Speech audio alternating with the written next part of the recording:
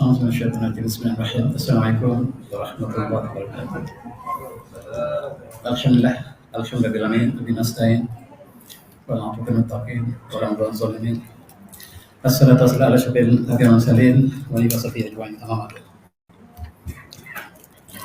Ya, sebagian ketua tim mesti menangkap imam seluruh jatuh kuasa surau Al-Falah. Muslim-muslimin yang dihormati Allah sekalian, alhamdulillah sekenaan dengan bulan Rabiul Awal, saya diminta oleh Rustia Surau untuk membincangkan tajuk yang bertajuk siapakah kita sebenarnya. Dan sebenarnya kita telah tahu siapa kita, tetapi hari ini saya diminta untuk sekali lagi mengulangi sejarah gemilang umat Islam dalam konteks kita umat Melayu di Semenanjung ini. Kita mulakan dengan ayat surah Al-Hujurat, A'udzubillahiminasyaitonirrajim. Ya ayuhan nas inna akhlaqakum min dzikrin wa unsa wa ja'alakum syu'uban wa qabaila ta'arafu. Inna akhlaqakum indallahi atqakum innallaha alimun khabir. Surah Al-An'am. Wahai manusia, sesungguhnya kami mencipta kamu dari laki dan wanita, dan kami jadikan kamu berkabilah, berpuak-puak, berbangsa-bangsa, supaya kamu saling kenal mengenali. Dan sesungguhnya yang paling mulia di sisi Allah di kalangan kamu ialah yang paling bertakwa. Dan Allah Maha mengetahui segala hamba-Nya. Dan inilah kita adalah satu keluarga yang besar. Seluruh manusia di atas muka bumi ialah satu keluarga. Kullukum Adam wa Adam turab. Seluruh kamu daripada Adam, Adam dari tanah, dan yang paling mulia di kalangan kamu ialah yang paling bertakwa. Dan kita ditakdirkan satu jurai daripada keluarga Adam ini, kita ditakdirkan mendiami satu kawasan yang sangat istimewa ini, yaitu Tanah Melayu. Inilah bumi yang dipuji oleh pengkaji sejak zaman berzaman. Ini peta yang dilukis oleh Ptolemy. Ptolemy ialah adik tiri kepada Alexander the Great. Alexander the Great telah mengembara ke timur, mengalahkan musuhnya di Parsi, India, termasuk Samarkand. Tetapi adiknya, Ptolemy, mengatakan dia ingin meletakkan namanya setinggi abangnya, Alexander the Great. Dan dia menjadi pengembara. Dia melukis peta dan ilmu yang ditinggalkan oleh para anbiya satu masa dulu. Ilmu yang berkaitan dengan pelayaran, astronomi, falak, Allah kurniakan kepada Nabi Idris AS. Daripada Nabi Idris AS ialah ilmu ini disalin turun-temurun. Akhirnya orang Yunani, Greece, menguasai sebahagian daripada ilmu astronomi yang diturunkan oleh Allah SWT kepada Nabi Idris AS. Nabi Idris AS dikenali dalam sejarah Barat sebagai Khamis. Khamis maksudnya para anbiya. Dan Nabi Idris ini dikenali sebagai Khamis yang ketiga. Dialah yang mengajar kepada kaumnya tentang ilmu astronomi, mengira tentang tahun, bulan, dan cakrawala. Ilmu ini kemudian disalin oleh ilmuwan daripada Yunani, dan ilmu yang dikaji oleh Ptolemy sebahagian daripada ilmu yang Allah berikan kepada Nabi Idris AS. Namun mereka kita dapat pertahankan apakah ajaran Nabi Idris ini dipertahankan oleh mereka atau tidak. Tetapi kebanyakan mereka telah menyeleweng daripada agama yang hanif yang dibawa oleh Nabi Idris AS. Para jemaah yang saya hormati, inilah peta negara kita yang disebut sebagai Semenanjung Emas. Bumi yang sangat cantik, didiami oleh manusia yang sangat istimewa, bangsa Melayu. Itu disebut oleh pengembara. Bangsa ini bangsa yang sangat bertoleransi dengan penduduk yang datang kemudian. Bertolak ansur, lidahnya sangat lembut, dan bangsa ini dapat menyebut seluruh bahasa lain dengan tepat. Tidak ada bangsa yang dapat menyebut lidah dengan tepat seluruh bahasa kecuali Melayu. Dan itulah disebut oleh seluruh pengkaji, bahkan dalam setengah hal. Apabila kita bercakap Arab, orang Melayu lebih fasih pada orang Arab sendiri. Kalau kita baca Al-Quran, kitalah yang juara dalam tilawah. Orang Arab tidak pernah juara, dan sesungguhnya lidah kita, lidah yang paling lembut Allah berikan, dan sifat yang paling lembut. Orang Melayu berkias, apabila dia ingin menyatakan satu, dia menggunakan pantun. Dia berlapik untuk menyatakan tidak. Dan itulah satu bangsa yang berdemi satu bumi yang sangat indah, yang disebut oleh semenanjung emas, bumi yang sangat kaya. Kita sedikit muskil apabila Ptolemy melukis garisan khatulistiwa berada di tengah-tengah tanah Melayu. Sedangkan sekarang tanah Melayu, garisan khatulistiwa ini berada di bawah Singapura. Apakah peta ini tidak tepat? Ataupun bumi telah berubah sehingga sebahagian daripada alam Melayu telah hilang, dan sebab yang kalau kita bandingkan sekarang, khatulistiwa ini berada di selatan tanah Melayu, di selatan Singapura, dan kita ini berada 5 derajat ke utara. Seolah peta ini tidak tepat. Sebenarnya tepat ketika dia dilukis, dan Ptolemy mempunyai ilmu yang diwarisi daripada Nabi Idris AS, dan itulah kekuatannya, dan peta yang dilukis oleh Ptolemy katanya sangat tepat.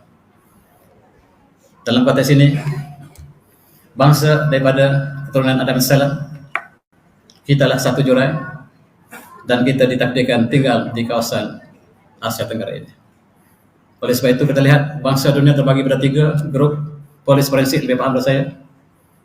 Ada Semitic, ada Mongoloid, ada Africano, dan kita termasuk dalam pecahan daripada Mongoloid.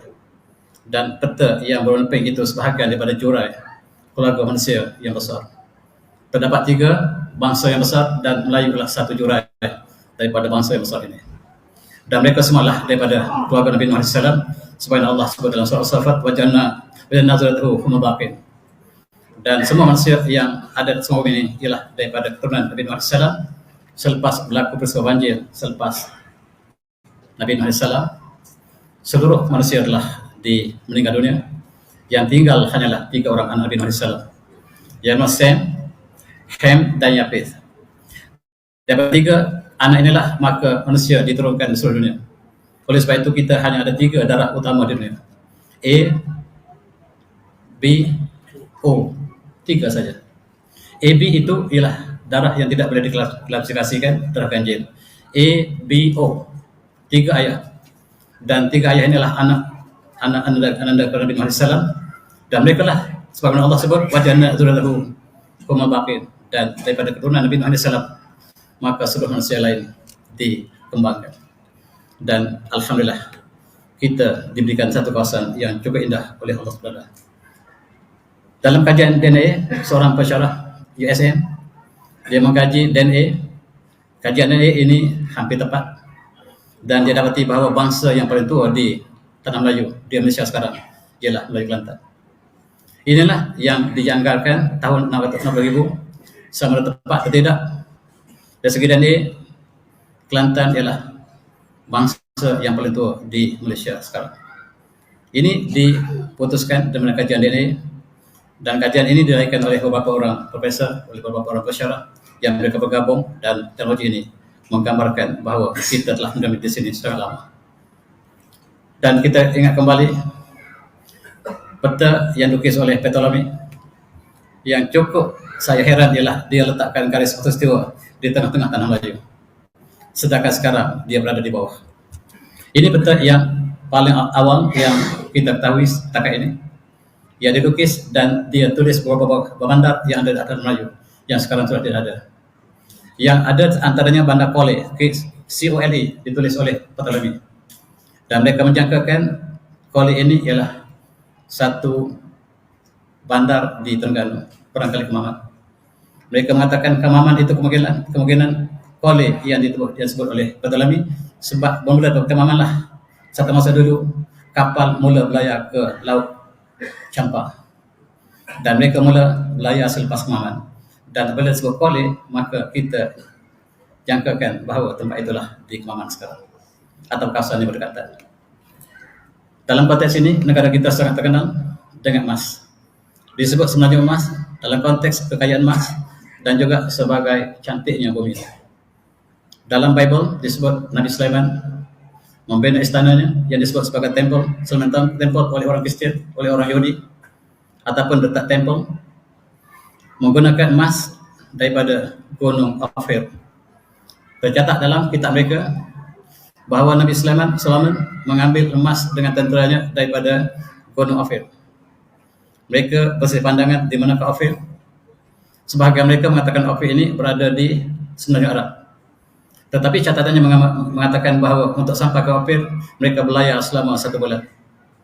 Dan tidak tepat untuk mengatakan kawasan itulah di Arab ataupun di Semenanjung Arab. Sebab Semenanjung Arab hanyalah beberapa ketika boleh didapati dan disebut dengan pelayaran. Oleh sebab itu, mereka menjangkakan tempat lain. Mereka menjangkakan Opir ini tempat lain. Ini dalam Sheba. Dalam Matthew juga disebut demikian. Dalam The Old Testament juga menyatakan demikian. Mengatakan Solomon Gold ini diambil daripada Bank Opir.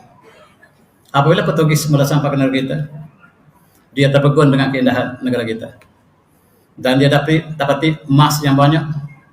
Dia cuba padankan dengan kisah Nabi Sallallahu Alaihi Wasallam. Dan mereka sebut Solomon. Dari manakah Solomon mendapat emas yang banyak?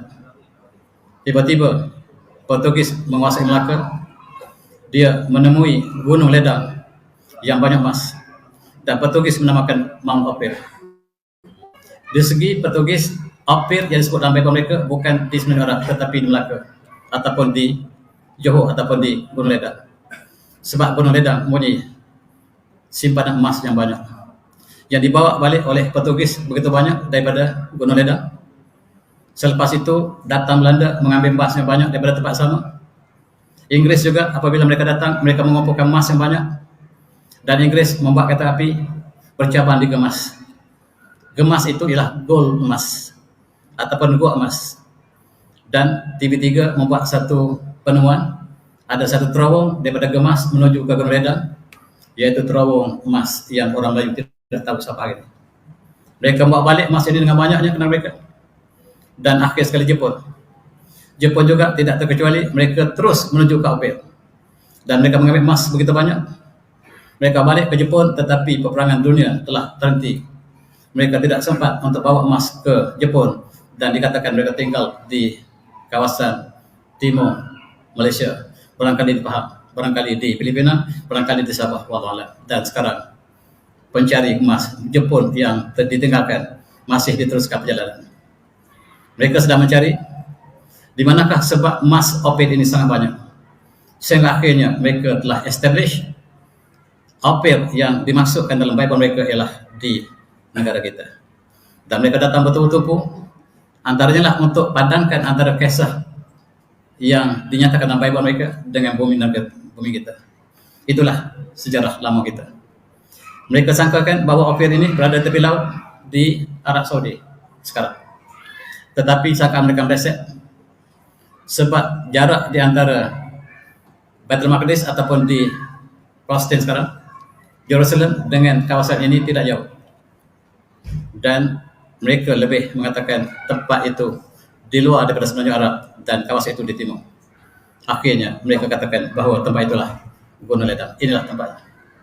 Mereka mengatakan inilah tempatnya Mount Opir.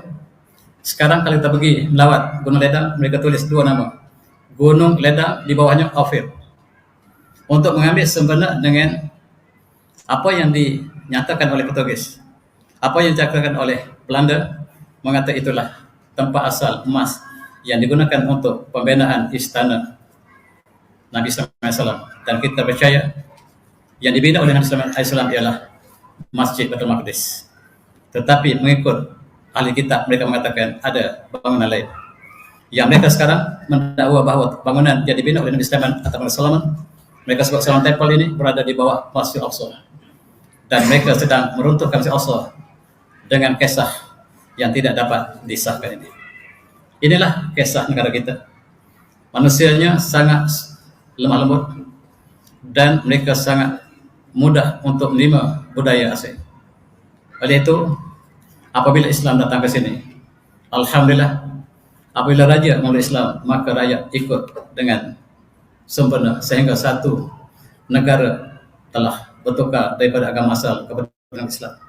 Tidak ada satu bangsa dunia yang satu bangsa, satu agama kecuali Melayu. Sehingga dalam perlakuan kita dinyatakan Melayu itu maksudnya mengamalkan budaya Islam. Tidak ada bangsa dunia yang satu bangsa, satu agama kecuali Melayu. Ini dikaji oleh pengkaji barat dalam antropologi. Sebab mereka sangat kagum dengan bangsa ini. Bangsa yang sangat mudah menerima sama ada benar ataupun sebaliknya. Mudah mengikut budaya orang lain. Dan itulah bangsa ini yang sedang kita bincangkan. Asal usulnya sukar untuk kita trace, tetapi DNA-nya dapat kita trace. Kitalah satu line jalur yang sama seperti dengan yang disebut dalam keluarga Nabi Nuh yang utama tadi. Inilah kita lihat bumi kita yang dilukis dan tempat tumpuan yang dilakukan oleh pengkaji. Umat Islam juga mengkaji kawasan ini. Mereka juga menamakan kawasan ini sebagai Al-Hind Asy-Syarqiyah. Bumi kita ini dinamakan India Timur. Sebab barangkali ketika itu sebahagian daripada penduduk negara ini ialah penganut kepada Hindu barangkali. Oleh sebab itu, pelayar Muslim mengatakan bahawa bumi ini ialah Al-Hind Asy-Syarqiyah. Sedangkan India yang ada sekarang dipanggil Al-Hind Al-Gharbiyah. Maksudnya bila disebut Al-Hind Al-Asy-Syarqiyah maksudnya Melayu.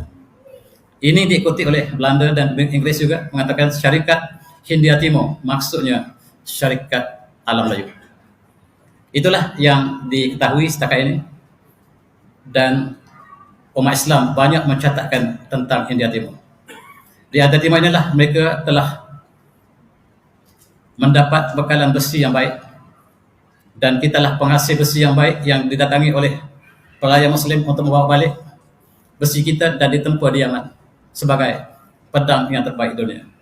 Itulah bumi kita dikenal sebelum namanya Tanah Melayu. Kita dikenali oleh umat Islam sebagai Al-Hind Asy-Syarqiyah. Maksudnya lah bumi India Timur. Dan Kamboja itu juga dipanggil Al-Hind Asy-Syarqiyah. Apabila ada penemuan dalam arkeologi, nombor sifar yang pertama ditemui di Al-Hind Asy-Syarqiyah. Bukan maksudnya ditemui di India sekarang, tetapi ditemui di alam Melayu. Lebih khusus, nombor sifar yang pertama yang dapat kita trace dalam arkeologi ialah ditemui di Kamboja. Dan orang Melayu menekan nombor kosong itu nombor sunyi, sunya. Sunya mana kosong, sunyi, tak dengar apa-apa. Dan kita namakan sunyi nombor sifar pertama. Diambil oleh Al-Khwarizmi untuk dijadikan sistem angka yang ada sekarang. Dan dinamakan sifar daripada sunya. Sunya itu bahasa Melayu. Yang orang Melayu sebelum Islam bercakap dalam bahasa Sanskrit. Bahasa Sanskrit seperti orang India, seperti orang Thailand, bahasa yang sama. Umpamanya orang Thailand menyebut neraka itu narak. Kita juga sebut neraka. Dan orang Thailand sebut narak. Kita sebut syurga dan mereka sebut syarq. Dan kita hampir sama bahasa. Bahkan Sanskrit kita dah lebih hampir. Kita lebih hampir dengan Sanskrit daripada orang India sendiri. Walaupun kitab India banyak dalam bahasa Sanskrit, tetapi kitalah yang menjadi tumpuan kepada bahasa Sanskrit. Tetapi apabila Islam datang, bahasa kita banyak dipengaruhi oleh bahasa Arab yang akhirnya membentuk satu bahasa yang tersendiri. Inilah pendahuluan kepada perbincangan kita. Bumi ini subhanallah, bumi yang indah. Saya selalu bawa gambar ini untuk menunjukkan bahawa bumi ini bumi yang indah. Portugis kagum. Mereka mengatakan tidak ada bumi yang lebih indah yang mereka saksikan di sini. Bila British datang ke sini, mereka bawa balik ke negara mereka, mereka sebut pokok kelapa ialah taste of paradise. Ini ialah pohon syurga. Sangat cantik. Oleh kerana kita lihat setiap hari, kita tak merasakan kecantikan ini. Dan orang yang baru melihat keindahannya, mereka sangat kagum. Mereka sebut kita lah sebagai syurga. Lebih lagi orang barat, berdasar kitab mereka, mereka mengatakan Adam and Eve pernah hidup di Garden of Eden. Dan Garden of Eden ini mengikut percaya mereka berada di atas bumi. Dan mereka kena pasti Garden of Eden ini berada di sebelah timur. Umat Islam mengatakan Adam dan Hawa berada di syurga, bukan di atas bumi, tetapi dalam kitab Bible mengatakan syurga yang didiami oleh Adam and Eve, Adam dan Hawa ialah di bumi. Dan Portugis mengatakan kami telah temui syurga yang dimasukkan oleh Bible, yaitu bumi ini. Sangat cantik. Di sini ada bunga yang sangat cantik. Bunga ini dilaporkan oleh Portugis ke negara mereka dan mereka sebut ini flower of paradise, bunga syurga yang sangat cantik. Dan mereka temui burung yang sangat cantik yang mereka sebut dalam bahasa Perancis sebagai Terre del Sol, burung syurga. Dan ini disebut sebagai cendrawasih oleh orang Melayu. Burung yang tidak pernah lihat di bawah. Burung kayangan. dan orang Jawa menyebut manuk kayangan. Inilah burung yang dikatakan burung surga. Burung ini hanya tinggal di surga. Itu orang barat sebut. Mitos inilah yang menyebabkan mereka berlomba-lomba untuk datang menguasai barat timur. Sebab mereka kata mereka kami telah temui Garden of Eden yang didiami oleh Adam and Eve. Dan mereka katakan surga itulah kita. Dan mitos inilah yang kemudiannya dibawa ke barat. Di barat kisah bunga cendrawasih lebih banyak daripada negara kita. Kanak-kanak di Prancis mereka kenal burung Tyree Dissol ini lebih daripada kita kenal. Di Eropah mereka perkenalkan salah mereka bersama dengan burung yang kita sebut sebagai cendrawasih ini. Burung surga yang sangat cantik. Tuan-tuan, kita dikenakan bumi yang sangat subur. Ini bumi yang sangat subur. Jatuh benih ke bumi dan 2-3 bulan dia akan tumbuh mengeluarkan buah. Benih kacang yang jatuh, benih jagung yang jatuh, tak perlu tanam dan dia akan keluarkan buah dalam 2-3 bulan lagi. Dan batang ubi kayu yang tertinggal akan mengeluarkan ubi selepas beberapa ketika tanpa kita tanam. Kangkung yang dibawa terjatuh tepi jalan dan jalan itu menjadi kebun kangkung yang tidak pernah ditanam. Inilah suburnya negara kita. Padi yang kita tanam tidak pernah kita gunakan pajak. Inilah suburnya bumi ini. Dan Syekh Ahmad Patani menulis dalam Riyadhus Shalihin ataupun dalam satu kitabnya, dia mengatakan saya menggambar keseluruhannya. Saya tidak temui satu bumi yang lebih subur pada bumi Patani, maksudnya bumi alam lain. Sebab bumi ini tidak perlukan baja untuk tanaman. Dan di barat mereka terpaksa membuat greenhouse untuk tanaman. Tetapi di bumi ini, bumi yang cukup subur dan baldatun tagatun wabarwabur. Subhanallah. Emas kita sangat banyak. Emas ini dirombong oleh seluruh penjajah. Bahkan mengikut British, emas yang dipunyai oleh Malaya digunakan untuk tadbir Burma dan juga India. Pentadbiran di India dan Burma cukup dengan emas di Malaya. Itu catatan mereka. Sedangkan mereka menjajah kita, mengambil emas, dan selepas mereka ambil emas, masih ada lagi 5 jalur emas yang menjadi khazanah tersembunyi negara kita. Gold belt yang 1, 2, 3, 4, 5. Kita masih banyak khazanah emas. Dan tuan-tuan semati, kita masih ada lombok emas di Kuala Lumpur yang terkenal dengan penjom. Kita masih lagi lombok di situ. Dan British mengambil emas yang banyak di Raub, yang mereka membina parlimen mereka menggunakan uang daripada Melaya. Mereka menggunakan lebuh raya menggunakan uang daripada Melaya. Begitu mewahnya Melaya ketika dijajah British dan kita ditinggalkan Papua Kedari. Mereka mengambil besi daripada Terengganu, daripada bukit besi yang sekarang hanya tinggal bukit, besi telah hilang sama sekali. Mereka mengambil timah daripada Taiping. Mereka menggali di Selangor, di Ampang. Mereka ambil segala getah hasil hutan kita dan mereka mengatakan kami tidak menjajah Melaya. Inilah bumi kita yang menjadi rebutan kepada seluruh penjajah. Satu hari dalam satu hadis, Rasulullah menangis.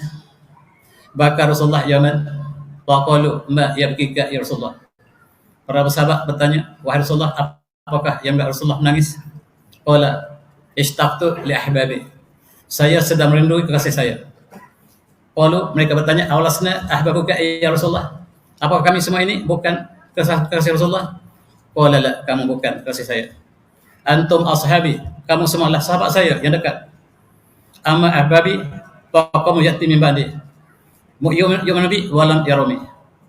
Kaum yang saya maksudkan, yang saya rindu ini ialah satu kaum yang belum ada sekarang. Mereka belum ada sekarang. Mereka akan muncul selepas ketiadaan saya. Mereka tidak pernah melihat saya dan mereka beriman dengan saya. Itulah yang saya rindui. Barangkali kita antaranya. Tidak pernah ada tentera Islam yang datang untuk membawa Islam, memaksa Islam kepada kita. Kita menerima Islam dengan sukarela. Begitu lembut hati manusia bernama Melayu ini. Dan mereka dapat menerima kebenaran. Apabila saudagar Islam yang amanah datang daripada Mekah ataupun daripada Arab, daripada Yaman, mereka menjadi saudagar yang amanah. Dan di alam Melayu ketika itu, sedaga Melayu yang disebut sedaga, yaitu peniaga yang menipu. Maksud sedaga dalam penetrasi bahasa Melayu lama ialah mereka yang kaya raya daripada bisnes perniagaan, tetapi mereka melakukan penipuan. Tetapi apabila peniaga daripada Semenanjung Arab datang, mereka ialah sebagaimana Rasulullah sebut gambarkan, at-tajir as-sadiq man nabiyyin was-siddiqin wasyuhada. Saudagar yang amanah bersama dengan para rasul, para nabi, para syuhada, para siddiqin, dan orang Melayu menyaksikan keindahan akhlak yang dibawa oleh pelayar kita ataupun peniaga kita. Mereka adalah pendakwah, mereka berniaga adalah sebagai sampingan. Dan bagaimanakah orang dicampur telah menerima Islam? Di antara kumpulan ini ialah kumpulan keluarga Habaib yang diketuai oleh seorang bernama Syed Hussein Jalaluddin Al-Kubra, yang diutuskan oleh umat Islam di Mekah untuk dihantarkan ke pencampur, sebab campurlah masyarakat Melayu yang sangat dinamik. Maka keluarga Rasulullah inilah bertolak daripada Madinah menuju ke Yaman dan akhirnya sampai ke campur. Kenapa mereka tidak singgah di Melaka? Melaka belum ada penduduk. Kenapa tidak singgah Johor? Johor belum ada penduduk. Yang ada penduduk ialah di Mulut Tanjung, iaitu Singapura sekarang. Yang disebut dalam sejarah lama kita, Singapura namanya Mulut Tanjung. Kemudian bertukar menjadi Pulau Hujung. Kemudian ditukar menjadi Temasek. Kemudian ditukar menjadi Singapura. Dan bila British datang, dia mengatakan, Raffles was the founder of Singapore. Hari pertama mereka datang, mereka menipu kita. Sejarah Singapura selama 2000 tahun dipadamkan. Dalam sejarah Melayu, antara penempatan yang awal ialah di Petani, di Singapura ataupun Mulut Tanjung, di Campur. Itulah penempatan yang awal. Pahang belum ada orang. Di Selangor belum ada orang. Negeri Sembilan belum ada orang. Yang ada ialah di kawasan yang disebutkan tadi. Maka disitulah tumpuan para pendakwah untuk sampaikan mesej Islam kepada orang Melayu yang sangat lemah lembut ini. Mereka datang ke Campur. Campur ialah bumi Melayu yang telah hilang. Di sinilah Melayu bertapak dan kita menguasai kerajaan Punan satu masa dulu. Kemudian kerajaan-kerajaan yang dibina berdasarkan kepada kemelayuannya. Ada bangunan-bangunan yang dibina oleh orang Melayu sejak zaman-zaman, sejak kurun 7 Masih, dan akhirnya kita kalah pada kurun yang 17. Di sinilah keluarga Habaib berjuang menentang Biak, dan akhirnya kita kalah dan bumi kita ditukar menjadi Vietnam sampai sekarang. Vietnam ialah bumi kita yang terlepas. Oleh sebab itu, kita kenang kembali bumi kita yang terlepas, namanya Campur. Dan Ho Chi Minh sekarang ialah pertahanan kita terakhir. Apabila kita berjihad selama 700 tahun, kita kalah. Dan orang Melayu, orang yang sentiasa kalah. Sebab bukan tidak kuat kekuatan logistik peperangan, tetapi pengkhianatan datang daripada barisan tengah umat Melayu sendiri. Ketika itu kita lihat keluarga Syed Hussein Jalaluddin Al-Kubra mengambil peranan yang sangat penting dalam peperangan ini, tetapi akhirnya kita kalah. Kita berundur ke selatan, kita berundur ke Petani, kita berundur ke Pangkalan Campur yang kita panggil Pangkalan Campur sekarang, dan akhirnya orang Campur dibawa oleh Osmania ke Aceh, dan Aceh adalah orang Campur tulen, dan mereka masih bercakap bahasa Campur sampai hari ini. Dan orang Campur tidak tahu bahawa mereka adalah orang Aceh, tidak pernah tahu mereka adalah orang Campur. Dan bangsa inilah yang sangat-sangat tegar menentang Belanda, sebab mereka dilatih berperang sejak Campur lagi. Kalau kita pergi ke Aceh hari ini, kita masih dapat bercakap bahasa Campur dengan orang Aceh. Itulah sejarah yang lama. Dan tuan-tuan sekalian, kita kenang apabila bandar kita bernama Singapura sekarang sudah menjadi Hanoi. Bandar kita bernama Indrapura, bandar kita bernama Wijaya, bandar kita bernama Kautara, dan akhir sekali bandar kita adalah Paduraga. Kita kalah satu persatu, dan kita kalah pada bangsa Mongol bernama Biak, yang sekarang mereka menamakan bumi Melayu ini sebagai Vietnam. Bila kita pergi Vietnam, kita kenang kembali bumi yang kita maju satu masa dulu. Baru 300 tahun kita kalah di situ, dan kita melihat sawah-sawah yang besar Itu kita yang punya satu masa dulu. Moyang kita yang buka ladang-ladang dan sawah yang Vietnam sekarang menjadi pengeluar padi yang kedua terbesar dunia. Ialah bumi kita yang terlepas. Kita terlepas campak, kemudian kita terlepas petani, kemudian kita terlepas Singapura, dan yang kita tinggallah sejengkal yang masih dipertahankan untuk generasi yang akan datang, insyaAllah. Itulah saja bumi kita yang masih tinggal selepas kita membina satu tamadun yang sangat besar yang dikenal di seluruh dunia. Bahkan Portugis mengatakan bangsa Melayu, bahkan bahasa Melayu ialah bahasa terbaik ketika itu, bahasa ilmiah terbaik di sebelah timur, mengatasi seluruh bahasa timur termasuk Cina. Bahasa Melayu menduduki bahasa ilmiah yang sangat-sangat refined, kata Portugis. Very refined language of the East. Sayang, kita telah hilang jati diri.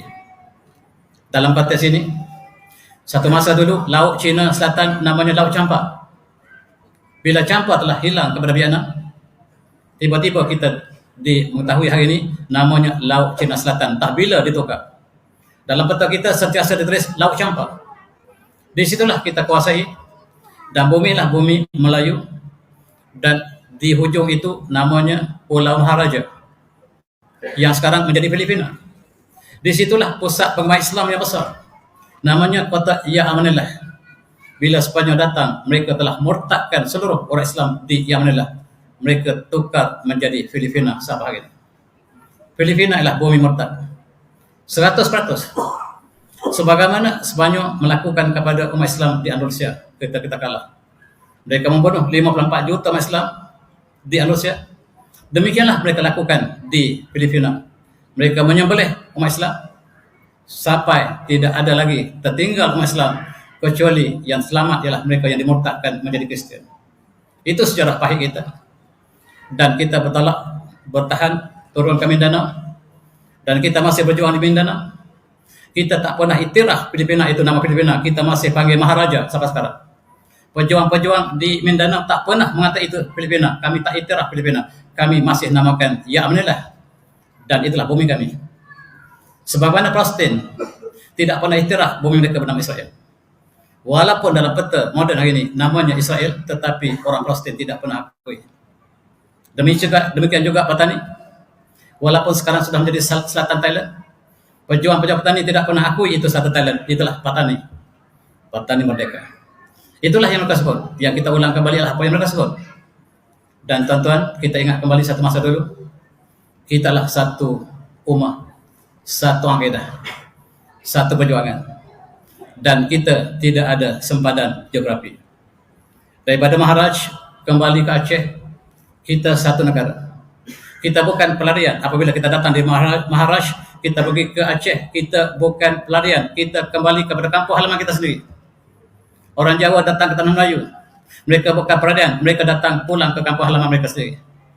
Kita datang ke Campak, ke Kamboja, ialah bumi kita sendiri. Tapi sayang, penjajah sangat pintar. Mereka pisahkan kita pada geografi. Ya ini namanya Malaysia, ya ini nama Indonesia, ya ini nama Singapura, ini Brunei, ini Thailand, ini Filipina, dan kita hanyalah bekerja untuk sempadan geografi kita semata-mata. Sedangkan satu masa kita adalah satu ummah yang sama. Dan subhanallah, dalam peta nama kita lihat Melayu yang disebut sebagai Melayu Raya ini, Filipina itulah bangsa Melayu, dan Minangkabau itulah bangsa Melayu. Jawa itu dikategorikan sebagai Melayu. Dan apabila pejuang-pejuang seperti Raja Haji mengatakan kita lupakan Bugis, kita lupakan Jawa, kita lupakan Mindanao, kitalah satu bangsa Melayu yang sama. Bangsa asas kita adalah bangsa Melayu. Dan marilah kita berjuang di atas kalimah ini. Tapi sayang, Raja Haji juga dibeloti oleh tenteranya sendiri. Dia kalah di Teluk Ketapang. Bukan karena tidak kekuatan untuk menentang Belanda, tetapi tenteranya sendiri bangkit menentang Raja Haji, menyebabkan Haji telah syahid di Teluk Ketapang. Sejarah bangsa kita, sejarah yang tidak indah. Kita selalu menjadi penggunting dalam lipatan. Dan kita selalu sama dengan musuh. Ketika umat Islam bersama untuk menentang Ayutthaya, Siam, dan di antara Raja Melayu, bersama dengan Siam untuk menentang saudara mereka sendiri. Akhirnya kita jatuh petani.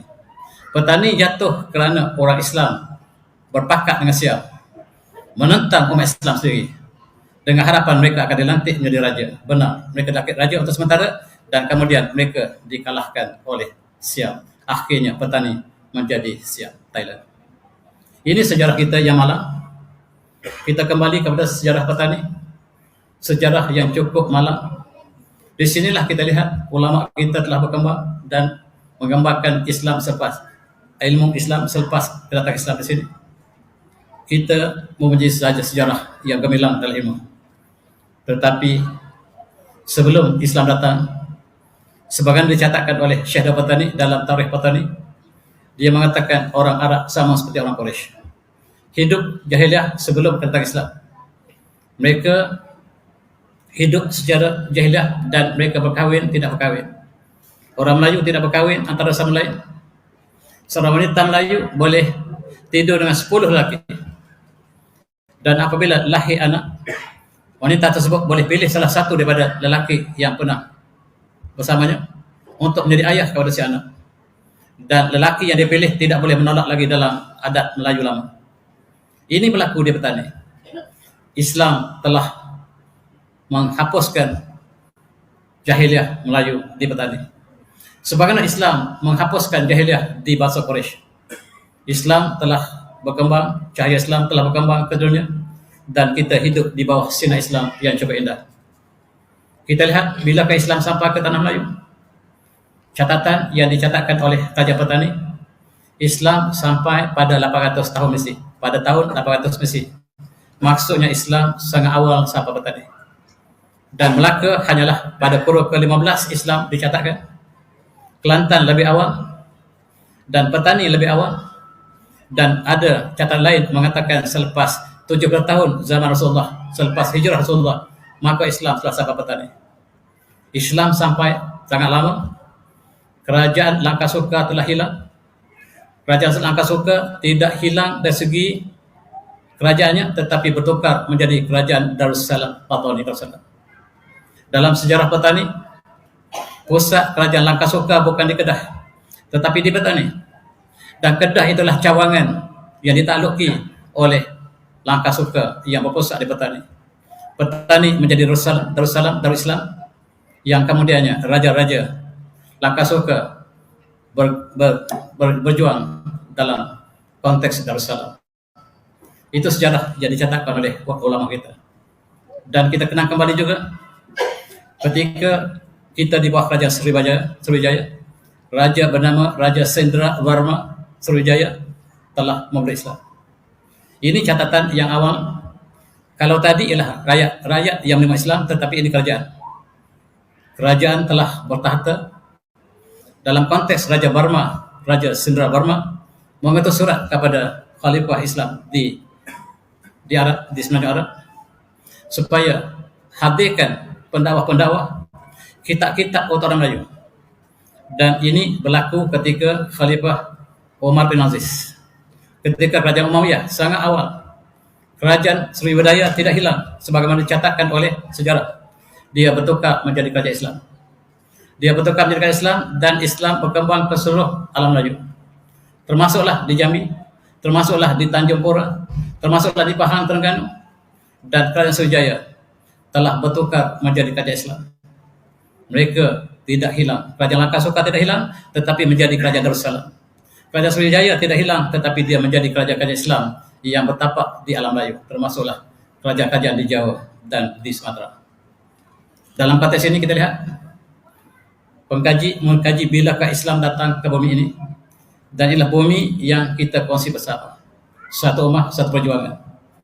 Dan di bawah Islam kita lihat catatan arkeologi yang menunjukkan Islam pertama datang ke negara kita ialah di Kelantan. Berdasarkan kepada catatan uang emas yang ditemui, uang emas yang pertama yang mengandungi kerajaan di alam Melayu di Malaysia sekarang ialah 1 dinar yang ditemui di Kubang Labu, kota Kubang Labu, bertarikh 500 tahun 578 tak salah saya. Yang kalau kita tukar kepada tahun Mesir menjadi tahun 1100 Mesir. Ini catatan terawal di alam Melayu. Kerajaan Islam muncul di Kelantan dengan nama Ajulus Kelantani. Dan bila ada kerajaan, maksudnya Islam telah bertapak begitu lama. Pada awalnya hanyalah rakyat biasa yang memeluk Islam. Tetapi apabila rakyat menjadi kuasa, mereka menubuhkan kerajaan. Dan kerajaan pertama yang kita saksikan dengan bukti arkeologi ialah bertarikh 1181. Kurun yang ke-12, kita sudah kerajaan di Kelantan, sedangkan petani lebih awal. Dan di Pasai kita lihat dia juga berlaku sekitar yang sama. Wang emas yang ditemui dalam kajian arkeologi di Pasai, Aceh, Kelantan mendahulunya. Itulah bukti yang sahih berdasarkan pada kajian arkeologi. Tetapi barangkali Islam datang lebih awal di Pasai, tetapi tidak ada bukti bertulis, tidak ada bukti secara arkeologi. Inilah di antara kajian mereka. Dan Islam telah tersana di Terengganu, di Kuala Berang. Kuala Berang itu tepi pantai. Kuala maksudnya tepi pantai. Sekarang dia panggil Hulu Terengganu. Geografi boleh berubah. Setiap tahun pantai berubah. Dan pada tahun 1303 di Terengganu telah melaksanakan hukum hudud. Dan kita dapat saksikan dalam batu besar ini bagaimanakah hukum mereka yang mencuri, mereka yang berzina, mereka yang lakukan qisas dibalas berdasarkan syariat Islam yang terbukti secara bertulis. Maksudnya Terengganu ketika itu di Kuala Berang ialah pusat Islam yang besar selepas Kelantan yang muncul pada kurun ke-12. Di Terengganu muncul kurun ke-14 ketika Melaka belum lagi dibuka. Inilah di antara sejarah Islam untuk bumi Melayu kita. Kerajaan Sulu telah terbentuk pada tahun 1450, berpusat di Pulau Bendana, dan dia adalah keturunan daripada Asyarif Hashim. Asyarif maksudnya keluarga habaib, keluarga daripada baginda Rasulullah. Mereka adalah kumpulan yang awal datang diutuskan untuk sampaikan mesej ke sebelah timur. Mereka sangat dimuliakan oleh orang Melayu. Kebanyakan mereka dilantik sebagai penguasa, khalifah atau sultan, dan kebanyakan sultan alam Melayu daripada golongan Al-Bait. Dan Filipina sekarang ialah sebahagian daripada kerajaan tersebut. Kita lihat di Melaka kemudiannya, Islam telah tersana dengan sempurna di dalam Konun Melaka. Dan Konun Melaka ini kita boleh baca sampai sekarang. Yang kemudiannya dilaksanakan Islam di Pahang, dan kita boleh saksikan hukum Konun Pahang. Umpamanya dalam Konun Pahang kita lihat diberikan perincian tentang pemerintahan, pembesarnya, masyarakat, jenayah, muamalah, hukum keluarga, hal ehwal berkaitan dengan perkahwinan dan masyarakat. Dinyatakan nas yang sempurna. Di dalam Konun Melaka dilaksanakan hukum hudud yang sempurna. Kemudian hukum qisas dan hukum ta'zir telah dilaksanakan di Melaka ketika Sultan Alauddin Riwayat Shah, Sultan Melayu yang terbaik setakat ini. Yang itu yang kita saksikan dalam sejarah Melaka silam. Dan kita lihat bahawa pasal qisas mencuri murtad dinaskan dengan jelas dalam Konun Melaka. Riba diharamkan di Pantai Melaka. Tidak ada pinjaman yang melibatkan riba, tidak ada interest. Arak diharamkan, dan Melaka telah muncul sebagai pelabuhan yang paling aman di sebelah timur. Dan sekiranya mencuri, maka hukuman ialah potong tangan. Dan riba diharamkan di Pantai Melaka, dan Pantai Melaka adalah pantai yang sangat aman. Dinyatakan oleh seluruh penjajah. Mereka mengatakan bahawa Pantai Melaka adalah pantai yang paling aman. Siapa yang melakukan jenayah di lautan, maka Melaka ada hukum Konun Laut Melaka yang melaksanakan hukum harabah bagi mereka yang melakukan pencurian ataupun perompakan di lautan, dan Melaka telah muncul sebagai negara yang paling aman. Kita lihat ta'zir, yang kalau-kalau ada sebahagian pelajar kita yang tidak menguasai syariah, mereka mengatakan Konun Melaka dipengaruhi oleh undang-undang sebelum Islam. Bohong. Yang mereka sebut itu ialah hukum ta'zir. Hukum ta'zir ialah hukum yang tidak mencapai hukum hudud, tetapi dia melakukan kesalahan. Maka ini diberikan kepada pemerintah untuk menentukan hukum ta'zir. Umpamanya contoh, mereka yang tidak puasa, lalu digantung periuk nasi dan diiring ke seluruh kota Melaka. untuk menunjukkan bahawa dia melakukan kesalahan, tetapi kesalahan ini hanyalah diberikan hukum ta'zir. Hukum ta'zir ini lebih banyak daripada hukum lain. Dan bagi pengkaji yang tidak menguasai usul fiqh, yang tidak menguasai fiqh 4 rubuk, mereka mengatakan Qanun Melaka ialah pengaruh daripada kerajaan sebelum kerajaan Hindu. Inilah kajian yang tidak hati-hati. Sedangkan Qanun Melaka ialah melaksanakan hukum syariah dalam mazhab Syafi'i. Tuan-tuan, kita lihat dalam konteks muamalah, munakahat, mereka yang berzina akan dikenakan hukuman, mereka yang muhsan, yang tidak muhsan, yang disebat dengan 100 kali, dan Fi Ramli dalam Sejarah Padi merakamkan peristiwa sebelum kedatangan penjajah bahawa pemuda-pemudi yang berzina dihukum dengan sebatan sebagaimana dinaskan di dalam Al-Quran.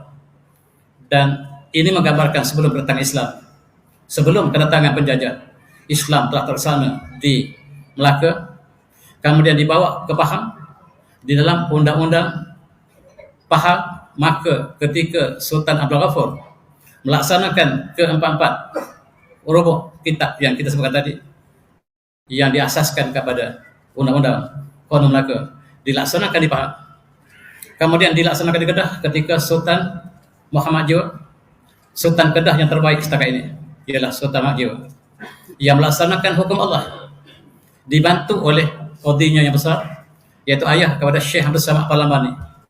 Kemudian diganti oleh Syekh Abdul Samad Parlamani, ialah qadi untuk melaksanakan Islam di Kedah. Kemudian dibawa ke Perak, Perak juga melaksanakan hukum Islam sebelum kedatangan penjajah. Tapi sayang, penjajah bila mereka menjajah kita, mereka mengatakan bumi ini belum ada undang-undang bertulis, dan demi untuk merdeka, maka kita dikehendaki menggunakan undang-undang common law yang mereka ciptakan. Sedangkan bukti bertulis bahawa kita ada undang-undang Melaka, undang-undang Melaka, undang Pahang, undang-undang Kedah, dan inilah untuk pemuda bersaya. Apabila British mengatakan kita tidak ada undang-undang bertulis, kita nyatakan sebagai batal kita bahawa Qanun Melaka, Qanun Pahang, Qanun Kedah, Qanun Perak ialah bukti bertulis bahawa bumi ini mempunyai undang-undang bertulis lebih awal pada England sendiri. Itulah hujah yang kita berikan kepada mereka. Dan dalam konteks ini, Pahang melaksanakan hukum Qanun Pahang ketika Sultan Abdul Ghafur. Dan ketika saya pergi ke Pahang begini, saya isytiharkan Sultan Pahang yang terbaik setakat ini, Sultan Abdul Ghafur. Ketika itulah Islam dilaksanakan, dan Pahang telah muncul sebagai negara yang sangat aman di sebelah timur. Kelantan kemudiannya melaksanakan hukum yang sama ketika Sultan Masud Shah pada 1900. Tetapi yang banyak dilakukan di Kelantan adalah hukum tanzir. Termasuklah mereka yang membuka aurat, mereka yang pakai berkemban, yang datang kota baru akan dicat bahagian yang tidak pakai pakaian. Itu tanzir. Itu tanzir dilaksanakan ketika Sultan Mansur. Sultan Mansur sangat singkat pemerintahannya, hanya 1 tahun. Dan Islam tidak dapat dilaksanakan ketika Sultan Mansur diganti oleh penggantinya yang agak lalai dalam untuk melaksanakan hukum seterusnya. Dalam konteks ini kita lihat daripada Aceh, Ternate, Tidore, Sulu, Brunei, Kutai, Banjarmasin, Demak, Cirebon, Semarang, Pagaruyung ialah kerajaan-kerajaan Islam yang kecil. Kerajaan Islam yang dilantik oleh Osmaniyah sebagai mewakili Osmaniyah di alam Melayu. Dan kita bernaung di bawah Osmaniyah ketika itu. Bendera kita ialah bendera bola bintang, iaitu bendera Osmaniyah yang digunakan oleh Turki sekarang. Dan di atas masjid kita kadang-kadang ada bilang bintang yang menunjukkan bahawa kita masih ada hubungan sejarah dengan Osmaniyah sampai hari ini. Bola bintang bukan simbol Islam, tetapi dia simbol Osmaniyah. Yang sekarang kita lihat hampir semua masjid kita ada simbol bola bintang, maksudnya kita bernaung di bawah Osmaniyah. Sejarah negeri kita tidak menyatakan demikian. Dan ketika itu seolah-olah Allah gambarkan dengan Badratun Thayyibatun walaupun wafur, sebab kita laksanakan Al-Quran. Kita melaksanakan hukum Islam. Dalam sejarah kita melaksanakan hukum Islam di seluruh alam Melayu. Sayang, tiba-tiba keagungan kita telah tercabar. Penjajah telah datang dan kita pernah diistilahkan sebagai Badratun Thayyibatun wafur, bumi yang indah dan Allah yang mengampun. Sebagaimana bumi Sabah yang juga demikian disifatkan dalam surah Sabah, menggambarkan bumi yang sangat indah. melaksanakan hukum Allah dan disatakan sebagai bumi yang sangat cantik di bawah naungan syariah yang hanif. Dan ketika itu mulalah umat Islam melancarkan jihad sebab negara kita dijajah. A'udzubillahi minasyaitonir rajim. Walladzina jahadu bina lanahdiyannahum subulana. Dan mereka yang berjihad dalam jalan kami, pasti benar-benar kami akan berikan petunjuk ke jalan kami, dan sesungguhnya Allah bersama dengan mereka yang melakukan kebaikan. Kita lihat perjuangan yang pertama, perjuangan di petani untuk pertahankan petani daripada Sungai Siak, dan panglima perang kita ialah Tuan Haji Syekh Wan Mustafa Wan Muhammad. Inilah panglima perang umat Islam yang mengisahkan jihad ke atas Siak. Ulama kita kembali pada Mekah dan mereka berjuang bersama, termasuklah Syekh Abdul Samad Palambani, Syekh Daud Batani, Syekh Marashal Al-Banjari. Mereka sama-sama menentang Siak dalam satu peperangan yang sangat mendebarkan. Sekali kita menang, banyak kali kita kalah. Dan akhirnya sebahagian daripada ulama telah syahid dalam perjuangan tersebut. Yang kalah dipijak oleh gajah. Dan ini nasib pejuang-pejuang kita. Mereka dipijak dengan gajah. Dan bumi yang lembah dicampak supaya umat Islam yang kalah tidur dan dipijak di atas belakang dengan gajah. Ini gambar satu contoh. Bagaimanakah pejuang-pejuang kita dilakukan? Akhirnya bumi petani jatuh ke tangan musuh. Dan hukum jihad tidak pernah berubah. Dalam Tuhfah Al-Mujahidin ditulis oleh Syekh Zainuddin Al-Mabari mengatakan alam al-kufar halatain ihduma ayyakunu mustaqirin fi biladihim wal jihad hinazin fardu kifayah idza qamahi man fihim kifayah saqata haraj anil baqin. Hukum jihad ada dua perkara. Sekiranya bumi Islam bersempadan dengan orang kafir yang bercita-cita untuk menjajah negara kita, maka ketika itu hukum jihad ialah fardu kifayah. Sekiranya sebahagian daripada pemuda telah melakukannya, maka dosa yang lain akan dihapuskan. Tetapi wasaniyahuma ayyadulu bilal muslimin kama fi qadiyatin hazihi wal jihad fardu ain ala muslim mukallaf qawiyan biha. Tetapi apabila musuh telah sampai negara kita, maka ketika itu jihad berubah daripada fardu kifayah menjadi fardu ain sebagai solat. Setiap pemuda, setiap yang berkuasa, mukallaf wajib berjihad menentang penjajah, syahid atau menang. Ini diberikan hukum oleh ulama kita, utamanya Syekh Zainuddin Al-Barbari, dan diulang oleh ulama-ulama lain. Mereka datang penjajah untuk tiga perkara besar: gold, glory and gospel. Mereka mengambil emas kita, mereka melakukan untuk kebanggaan mereka, dan mereka menyebarkan Kristian kepada umat Melayu. Ini dilakukan sejak Portugis lagi. Portugis ketika menghancurkan Melaka, mereka cuba Kristiankan orang Melayu Melaka. Tetapi catatan mereka mengatakan mereka tidak berjaya walaupun seorang untuk murtadkan orang Melayu Melaka, sebab ketika itu Islam yang ditanam oleh kerajaan Islam Melaka ketika sultan-sultan Melaka sangat kuat, dan Portugis membuat kisah bohong. Dia mengatakan Abdul kecewa tidak dapat memurtadkan orang Melaka. Mereka mengatakan bahawa seorang bendahara Melaka telah bersama dengan Kristian. Kita semak kembali, tidak ada bendahara Melaka yang murtad. Dan ini kisah bohong yang dilakukan oleh Portugis sebab mereka kecewa. Mereka datang dengan tentera yang hebat, mereka mengalahkan orang Melaka, tetapi mereka tidak berjaya untuk murtadkan orang Islam Melayu Melaka. Dan mereka sangat kecewa. Kemudian datang Belanda. Belanda juga mau Kristiankan umat Melayu. Mereka datang ke kawasan-kawasan di sebelah timur dan mereka Kristiankan. Belanda, British dan juga Portugis melakukan usaha yang sama. Mereka tidak berjaya. Filipina, mereka sangat berjaya dengan pembunuhan.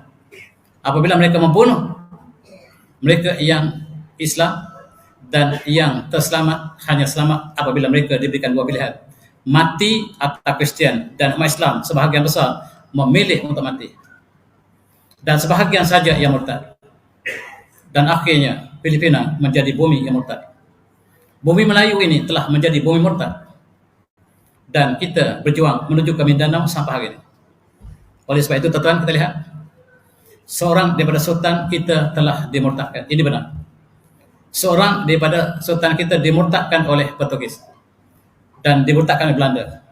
Namanya Sultan Muhammad Alimuddin. Ini kisahnya benar. Apabila mereka mengatakan mereka murtadkan Bendahara Melaka, itu tidak benar. Tetapi Raja Sulu yang dimurtadkan ini namanya Raja Alimuddin, benar. Ditukar menjadi Don Fernando Primeiro Rei Cassiano de Joro. Itu nama baru sultan yang murtadkan. Mereka berbangga ada satu sultan Melayu yang murtad. Dan mereka berusaha keras. Mereka Belanda masuk ke Jawa. Mereka menjadikan orang Jawa sebagai hamba abdi, bekerja di ladang tebu mereka, di ladang tembakau. Dan mereka cuba kristiankan orang Jawa.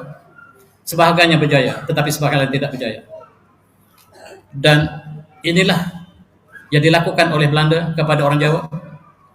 Dan mereka gambarkan seperti itu mereka lakukan pada orang Jawa. Sangat menyayat. Dan bangkitlah para ulama kita untuk berjihad. Kita lihat lebih malam, bangsa Karaton, mereka bersama dengan Belanda menjajah bangsa mereka sendiri. Cukup malam, Karaton, Raden Karaton bekerjasama dengan Belanda menjajah bangsa mereka sendiri. Dan Karaton mendapat uangnya banyak. Mereka membina istana mereka sampai dalam bumi. Yang kita dapat saksikan di Yogyakarta sekarang, di Solo, di tempat-tempat di Indonesia, simbol bagaimanakah pemerintah Jawa yang hidup di Karaton mewah dan mereka memperhambakan bangsa mereka sendiri. Cukup malam, inilah sejarah yang telah berlaku. Tuan-tuan yang semati, kita lihat bagaimanakah munculnya pejuang-pejuang kita. Raja Hajinya Sultan Hasanuddin, Syekh Yusuf Makassar, dan Raja Sesanga Maharaja yang Allah berikan hidayah dan murid Islam, berjuang sama-sama untuk menentang penjajahan. Karena muncullah Tuan Rao, Pameran, Nika Bergoro, dan Oma Cokronoto. Mereka berjuang dalam bidang mereka masing-masing. Tadi saya sebut bagaimana Raja Haji dikhianati oleh bangsanya sendiri. Dia mengatakan, ini ialah satu pesan aku terakhir. Pada hari ini, tanggal 19 Rejab 1998 di Tanjung Palas, Teluk Ketapang. Ini warkah yang kutuliskan. Aku tulis dalam keadaan berwuduk. Selesai salat, berdoa untuk umat Melayu. Aku tidak panggil Jawa, tidak panggil Bugis, aku panggil Melayu seluruhnya. Kita satu bangsa yang sama. Jangan lagi panggil Jawa, panggil Bugis, panggil Melayu, kata Raja Haji. Aku daripada Bugis, kata Raja Haji, tapi akulah bangsa Melayu. Dan di tangan kananku Al-Quran, di kanan kiriku Darayat Kharit. Aku nak pesan bahawa aku sedang ditipu oleh tentera aku sendiri. Tadi ketika kita solat panjang, berdoa kepada Allah untuk menentang Belanda. Tiba-tiba kawan bangkit, tikam kawan sebelah. Rupa-rupanya kawan menerima rasuah daripada Belanda. Berwajah Melayu, berhati Belanda. Kalahnya Raja Haji. Bukan kerana tidak kuat perjuangan, tetapi ditipu oleh tenteranya sendiri. Sejarah malang ini, janganlah kita ulang sekali lagi. Kita lihat bagaimanakah pengorbanan dilakukan Syekh Abdul Samad Al-Lamani menentang Siam, dan tokoh besar kita ini telah syahid di Chenok, di kawasan Narotibak sekarang. Syekh Daud kembali ke Mekah, memimpin angkatan tentera Melayu untuk kembali menentang penjajah. Tetapi penjajah telah masuk dengan hebatnya ke seluruh alam Melayu. Dibantu oleh Syekh Abdul Rashid Banjari daripada Banjarmasin. Mereka adalah satu umat yang sama, tidak ada sempadan negara. Ketika kita dijajah British, sebahagian besar daripada orang Melayu bersama British sekali lagi, berwajah Melayu, berhati British.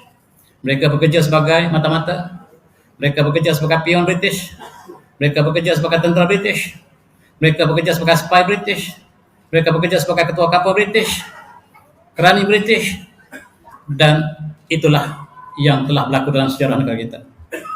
Mereka datang mula-mula sekali menubuhkan sekolah. Pertama kali mereka menubuhkan Penang Preschool di Pulau Pinang. Tujuanlah untuk murtadkan bangsa Melayu. Tetapi bangsa Melayu tidak masuk sekolah ini. Yang masuk sekolah inilah orang Cina dan orang India. Dan orang Cina dan India dikristiankan dengan mudah oleh British.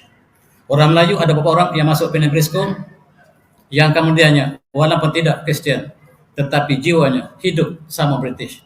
Yang pakai tie, yang pakai coat macam saya, yang makan breakfast seperti British, pakai suit lengkap, pakai tie, dan menghina Melayu. Itulah yang dilatih di sini ketika kita dijajah. Dan British membuka sekolah-sekolah. Inilah golongan yang dilatih oleh British di sekolah-sekolah missionary, dan mereka sangat berjaya. Tetapi mereka mengatakan, walaupun kami boleh mengubah pemikiran orang Melayu, tetapi mereka tidak dapat dimurtadkan. Mereka hidup seperti British, sekali-sekala pergi gereja, tetapi tidak menjadi Kristen sepenuhnya. Dan inilah yang dilatih oleh British ketika mereka berada di negara kita. Mereka menjadikan ada 9 kawasan tumpuan utama untuk menjadi pusat Kristen di alam Melayu ketika kurun 19 lepas. Pertama ialah Sumatera Utara, Kalimantan, Sulawesi Utara, Sulawesi Barat, Maluku, Papua, Flores, Samba. Adalah tempat pusat-pusat yang dikena pasti oleh mereka untuk tujuan missionary yang terus berjalan sampai hari ini. Tuan-tuan semati, kita dijajah dan kita dimakan oleh penjajah sebagaimana gambar ini. Kita ingat bagaimanakah hadis Rasulullah yang diwayatkan oleh dalam hadis yang sahih. Rasulullah bersabda, "Yushik an tada'a alaikum alum min kulli ufuq." Hampir-hampir kamu akan didatangi oleh seluruh bangsa, seluruh ufuk datang. Kama tana al-aqlah ila qasatiha, sebagaimana mereka yang sedang menghadapi hidangan makan mereka. Qila, mereka ditanya Rasulullah, "Ya Rasulullah, famikil latayamizin, apakah hari itu kita sedikit?" Kata Rasulullah, "Qala la, walakinnakum wasa'un kawasain as-sail." Ketika itu kamu sangat ramai, tetapi kamu sangat lemah seperti buih di lautan. Dan Rasulullah mengatakan, "Yuja'al al-luhan fi qulubikum wa yuz'arabu min qulubi aduwikum yuhibbukum ad-dunya wa qaratukum al-maut." Sebab ketika itu Allah telah campurkan wahan dalam hati kamu. Allah campurkan perasaan takut, gerun daripada musuh kamu, disebabkan lihubbikum ad-dunya, kamu cinta dunia, wa qaratukum al-maut, sebab kamu benci mati, maka kamu akan dijajah. Ketika kamu tidak berjihad lagi, kamu mengumpulkan harta untuk dunia, tumpuan dunia adalah untuk hidup dunia, dan kamu cintakan dunia, kamu bencikan kematian, kamu akan dijajah Rasulullah. Kamu akan dimakan sebagaimana kamu ini. Sebagaimana mereka makan di darah atas meja makanan, begitulah kamu akan dimakan. Benar-benar kita saksikan dalam kurun ke-19, 20, kita dimakan oleh seluruh penjajah. Itulah sejarah kita, tuan-tuan. Dan kita ingat kembali perjuangan dilakukan oleh ulama kita, yang dilakukan oleh Syekh Nabi Al-Bantani, dilakukan oleh Syekh Daud Patani, dilakukan oleh Syekh Abdul Samad Palambani, dilakukan oleh Syekh Ahmad Patani, Tok Kupalu, dan rakyat mereka. Mereka telah melantik Sultan Zainal Abidin ketiga sebagai khalifah umat Melayu. Tetapi sayang, British telah menyadari. British segera masuk ke Terengganu, dan Sultan Zainal Abidin ketiga tidak lama bertahan, dan akhirnya baginda wafat. Baginda telah mangkat.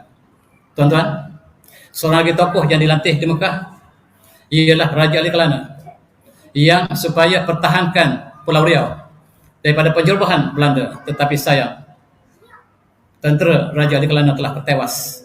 Pulau Penyengat telah dibakar hangus oleh Belanda, dan Raja Ali Kelana telah berpindah ke Singapura. Dia dilantik menjadi mufti pertama Singapura. Inilah Raja Ali Kelana yang dilatih di Mekah supaya kembali ke tanah air menentang penjajahan.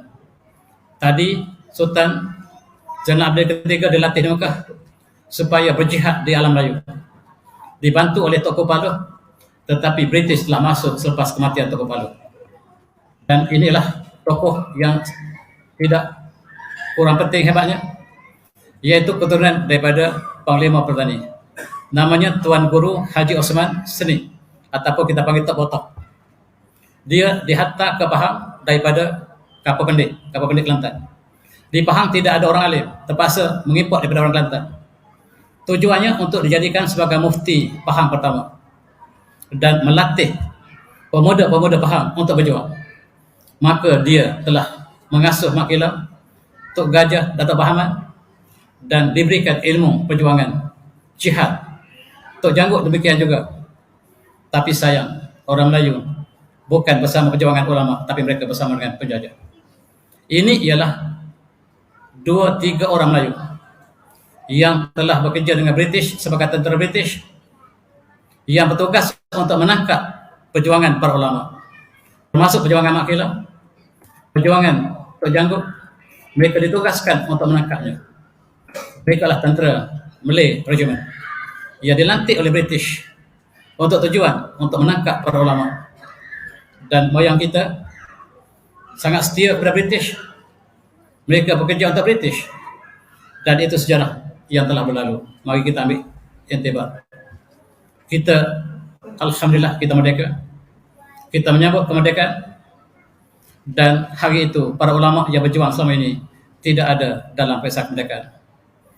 Mat Kilau tidak ada, Dato' Bahaman tidak ada, Syekh Ahmad Fatani tidak ada, ulama kita tidak ada.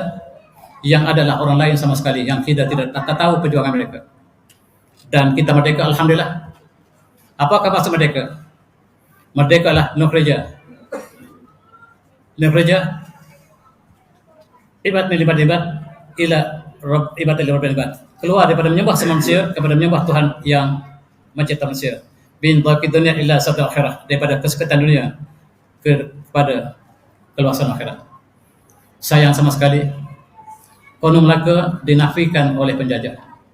Konun Pahang, Konun Kedah dan Perak dikatakan tidak wujud sama sekali. Dan untuk mereka, kita harus menerima common law. Satu undang-undang yang tidak ada kena-mengena kita sama sekali. Undang-undang yang asing. Tidak ada kena-mengena dengan kita sama sekali. Yang asing pada orang Melayu, asing pada India, asing pada orang Cina. Itulah hakikatnya. Dia menjadi undang tertinggi negara kita hari ini. Dan kita meninggalkan undang mereka, undang Pahang yang telah tertulis, dan kita masuk era yang baru. Ketika di Melaka kita haramkan riba, selepas kita merdeka kita kembali mengamalkan riba. Sistem ekonomi kita ialah kapitalisme, liberalisme, pragmatisme yang menjadikan riba sebagai asas kepada ekonomi kita.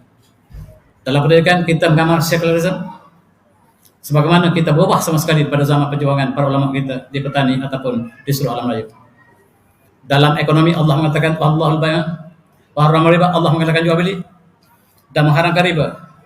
Allah dan Rasul mengistilahkan riba sebagai perang terhadap riba, dan dia menjadi asas kepada ekonomi negara kita hari ini. Dan siapakah kita? Saya serah kepada Tuhan untuk kita sama renungi. Dan kita mengambil sebahagian dalam ibadah kita sangat patuh, salat, puasa, tetapi dalam ekonomi kita tinggalkan. Dan Allah mencapai kita. Auzubillahiminasyaitonirrajim. Apa tu minum nabi kita batakun nabi wa ma jazman ya fa zalika minkum illa khizu fil hayatid dunya wa yawmal qiyamati yuridu illa an sadana azab surah An-Nazil. Apakah kamu beriman dengan sebahagian kita? Kamu kafir dengan sebahagian lain? Tidak ada balasan di akhirat nanti mereka yang melakukan demikian kecuali kehinaan di dunia, dan di hari kiamat akan dikembalikan kepada azab yang sangat pedih. Hanya menerima sebahagian Islam, meninggalkan sebahagian lain. Ibadah, puasa, haji kita terima, ekonomi dan pendidikan kita tinggalkan, dan kita mengambil common law sebagai asas kehidupan kita. Dan alhamdulillah 16 September, kita masih September, kita telah membentuk kerajaan Malaysia dengan cantuman dengan Sabah dan Sarawak, asalnya Singapura, dan akhirnya Singapura keluar kembali. Kita membina negara kita. Alhamdulillah, negara yang kaya raya ini dengan pertolongan pemimpin-pemimpin yang berkalimat telah membentuk satu suasana ekonomi yang sangat indah. Kita telah menghasilkan kelapa sawit yang terkenal dunia. Kita juga mula menggali minyak petroleum, dan negara kita kaya raya. Kita ada F1, tetapi kadang-kadang kita tersalah bersyukur. Kita merayakan kemenangan kita dengan Arab. Cukup malam. Petronas yang Allah berikan minyak yang banyak, tetapi kadang-kadang kita tersilap langkah. Kita merayakan seperti demikian. Marilah kita berfikir siapa kita. Alhamdulillah, kita juga buka universiti, college, sekolah tinggi, dan kita keluarkan pegawai-pegawai kita yang lama yang berfungsi untuk membina negara kita. Kita juga membina bangunan tinggi dunia. Menara Petronas masih kekal bangunan kembar yang paling tinggi dunia. Demikian juga kita membina Menara Merdeka 108 yang sangat tinggi, yang sekarang disahkan sebagai bangunan kedua tertinggi dunia. Negara kecil Malaysia mempunyai menara yang tertinggi kedua dunia selepas Burj Khalifa di Dubai. Bukan di Rusia, bukan di Amerika, bukan di China. Malaysia tempat nombor 2 bangunan tertinggi, bukan main-main. Dan tuan-tuan yang semati, dan rasuah kita juga tinggi, bangunan kita tinggi, rasuah kita yang tidak sepatutnya berlaku. Pegawai jawatan awam sebanyak 2.424 kes melakukan rasuah. Ini dikeluarkan oleh statistik negara kita, dan dilakukan akhbar bukan lagi sebagai satu rahsia, tetapi rahsia terbuka. Dan kita lihat dalam cost of doing business yang dikeluarkan oleh The Wall Street Journal, Malaysia tercorot dalam konteks kita sangat buruk dalam konteks rasuah berkaitan dengan bisnes. Ini bukan kita gembira melihatnya, kita berduka cita, dan sama-samalah kita berfikirkan apakah yang kita balas kepada pembangunan yang Allah berikan, rezeki yang banyak kepada seluruh negara kita. Dan kita juga menghasilkan 1.159.000 anak luar nikah sehingga 2013. Ini dikeluarkan oleh statistik JPN. Statistik ini bukan rahsia lagi, yang dilakukan dalam akhbar kita. Dan supaya kita berfikir, kita sudah merdeka, kita tanam benih bersama ketika kita merdeka, dan sekarang benih yang kita tanam telah tumbuh. Kita harapkan buah yang manis, tetapi buah yang beracun yang kita petik hari ini, kita sama-sama bertanggung jawab. Tuan-tuan, kita dilanda oleh LGBT sekarang, jangan takut untuk sebutnya, dan dia akan merebak. Dan sekarang dunia mengatakan kenapa Malaysia diskriminasi terhadap golongan ini, sebab inilah hak asasi manusia. Dan kita lihat dalam hadis inilah mengatakan inna min amal alam as'ah wa syuratiha ayat tabi ar-rijal bir-rijal wan nisa bin nisa. Antara hari kiamat, tanda hari kiamat ialah lelaki berpadan dengan lelaki dan wanita berpadan dengan wanita. Dan inilah yang kita sedang hadapi sekarang. Dan kita ingat kembali satu negara yang aman yang Allah sebut dalam surah Sabah untuk kita ambil perhatian, dan Allah menyebutkan bumi ini bumi yang sangat subur. A'udzubillahiminasyaitonirrajim. Laqad kana lisabin fi maskin ayah. Jannatan yamin wa shimal kullu min rizqi rabbikum washkurlah. Baldatun tayyibun wa barakatur. Dan sesungguhnya dalam kehidupan kaum Sabah, mereka terdapat tempat tinggal mereka sebagai ayat untuk kita berfikir. Ada 2 kebun di kanan dan kiri. Kulu min rizqi rabbikum washkurlah. Makanlah rezeki yang Allah berikan, bersyukurlah. Dan baldatun tayyibun wa barakatur. Bumi yang indah, Allah yang pengampun. Tapi sayang, apabila mereka Allah berikan nikmat yang banyak, rezeki yang banyak, mereka berpaling kebenaran. Allah sebut fa'radu fasnalihim salal alamin wa badanhum bi jannatihim jannataini dzawatai uklin khamti wa thrim wa min sirrin qalil. Dan apabila mereka paling berkebenaran, kami hantar bala banjir yang disebut sailal arim yang musnahkan tanpa mereka bina, dan kami tukarkan 2 kebun mereka dengan 2 kebun lain yang hanya punya buah yang pahit.